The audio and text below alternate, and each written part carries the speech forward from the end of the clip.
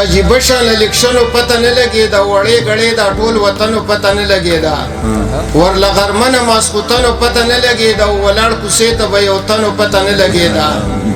سهار به یو شان ماښام بل شان ته به وې پوسټرې او ځایونه نه وو په یو بل به لګېدې پوسټرې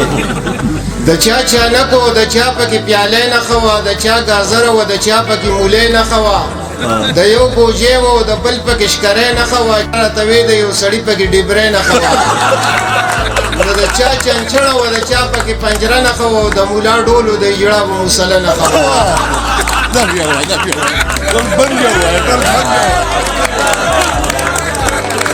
د چا چانک و د چا پکې پیالی نښه وه د چا ګازره و د چا پکې مولی نښه وه د یو بوجې و د بل پکې شکری نښه وه چا راته وې د یو سړي پکې ډیبری نښه وه د چا چنچڼه و د چا پکې پنجره نښه وه د مولا ډولو د اجړه به موسله نښه وه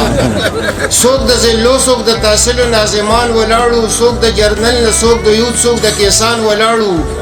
دوه لکان به ونه شپږ به بوډاګان ولاړو سلو وټونو ته به 200 کسان ولاړو هلته یو کلي کې د یو کور نه څلور ولاړو دوی زامنو ورسره یې پلار او مور ولاړو هر چا د خپل څوک د ذلو څوک د تحصیلو ناظمان ولاړو څوک د جرنل نه څوک د یوت څوک د کیسان ولاړو دوه لکان به ونه شپږ به بوډاګان ولاړو سلو وټونو ته به 200 کسان ولاړو هلته یو کلي کې د یو کور نه څلور ولاړو دوی زامنو ورسره یې پلار او مور ولاړو هر چا د خپل لیډر نارې د زنده‌باد وښلې د مخالف سړي چغې د فریاد وښلې چا د پارټۍ چغې ایستې چا د آزاد وښلې په جلوسونو کې چغې د فساد وښلې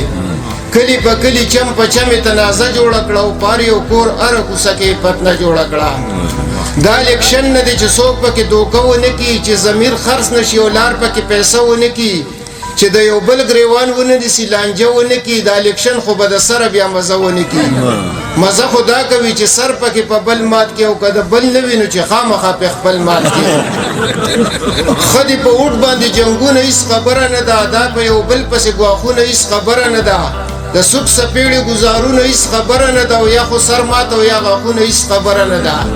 چې په قلار الیکشن په پښتونخوا کېږي نو د ووټ نه وروسته تبصرې به بیا په چا کېږي پښتانه ښه ښکاري بد نه ښکاري جګړو باندې چې الیکشن لړاو ویښه په جپړو باندې ورځي په یو بل راټینګېږي نه په پړو باندې او یو بل سم شین کې په کوتکو لوړو باندې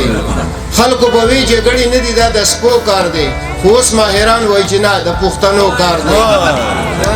او الیکشن نه و خو چټي غولول دا خلک په امیدوارو باندې هسې تنګول دا خلک په برش کابله میخ پیشکش پلګ نه پوهېدل دا خلک دا هم لاسه نښې وي خو هسې شرمول دا خلک نورو قامونو ته انګاره ترقي میلو شوه خو ماشاءالله مونږ پښتنو ته بدنیتي میلو شوه